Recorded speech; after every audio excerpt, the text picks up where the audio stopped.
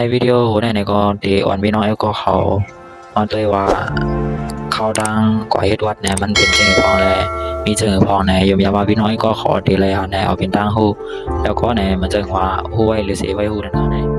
ดังที่พี่น้อยก็ขอว่าเดี๋ยวในรูปทำวิดีโอตั้งฮู้ลีนั่นในพี่น้อยก็ขอติ๊ก Subscribe ปันอันเป็นลำตั้งใจมันก็เลี้ยงในขนมกดติ๊กเจ้าใน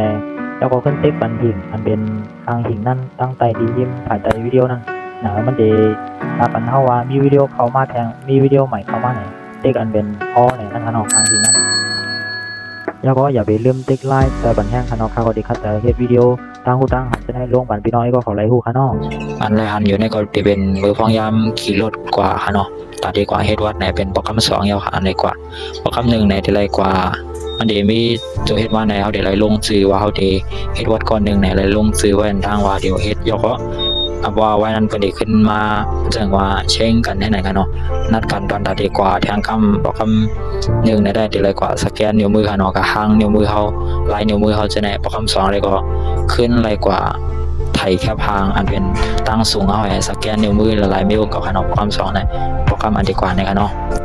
บางก็เขาได้เฮ็ดปรับสีเขียวไว้เฮ็ดการตั้งจงไปมาเฮ็ดอันเป็นวัดอันเป็นสีของอันในกันเนาะมันก็ได้เหมือนกันและทีหนึ่งเฮ็ดในก็มันก็เหมือนกันแทงให้ไหนนายนาก็ซ้ำเหมือนกันแทงนายนาก็เป็นอันก้นอันเฮาจางเขาเฮ็ดวัดปานนั้นล่ะเนาะเห็นว่าเฮ็ดก่อนเร็วนี่มันก็บ่เฮ็ดนั่นค่ะเนาะยกก็หลายๆเจอหลายลองให้ไหนไว้มาในสังว่าฮู้ลายเฮ็ดมันเนี่ยที่มาลัดนี่มันพี่น้องไอ้ก็เขาว่ามันทุกลีมีจังฮู้จังพ้องจังไหนค่ะเนาะอันไรหันอยู่ในก็ที่เป็นโคแม่น้ำเจ้าพระยาค่ะเนาะแม่น้ำเจ้าพระยาในที่เป็นแม่น้ำอันใหญ่แล้วก็เลียนจอดในเมืองไทยค่ะเนาะดอกว่าถึงละลายจึงเมืองกำเหลียวนั่นค่ะนะเป็นแม่น้ำใหญ่อันนึงแลหางลีที่ดีค่ะเนาะแล้วก็เนี่ยที่ไรหันบ้าวัดอันหางลีตั้งนาในค่ะเนาะเห็นว่าขานั่งตั้งนามันอีแลหมามันก็บ่หันดีค่ะเนาะที่โตเตไรหันแจงอีดด้วยค่ะแล้วก็ในทีนึงและทีนึงเฮ็ดก็เหมือนกันค่ะเนาะกว่าเฮ็ดทีนึงนา1 ก้อนไหนก็ให้ลีได้ตีนางว่าจองว่าไอ้ก็เพราะว่าแป้งเป็นหอมไฟตอนตาดีสร้างพวกห้องก็ปากว่าแค่ดีเนาะอันใดหันอยู่ตั้งนานในก็ได้เป็นตารถไฟฟ้าค่ะเนาะในเมืองไทยเนี่ยมันจะมีหลายๆตีเรียนทีนึงเนี่ยมันก็ได้เป็นตามันได้มีตั้งขึ้นมาในเฮาขี่รถไฟฟ้าวางมือรถขับรถมันจังว่ามันดำนั่นเนาะรถติดเดี๋ยวจะในเฮาขึ้นรถไฟฟ้าเนี่ยมันได้ซักษาเขายามเฮาว่าจะในของกันเนาะแล้วก็มันได้มีดังในมันได้กระดิ่งใจค่ะอันไหนก็ได้ถึงยาวขนอนถึงไงก็เขาลงรถมาตอนที่มาไปเขาได้อ่อนอย่างไรก็หมดก็พยายามไปอยู่ขนาดยามห้องมาเร็วก็มันจังวางขนาดไหนกับวันเมืองขึ้นใหญ่มากเนี่ยก็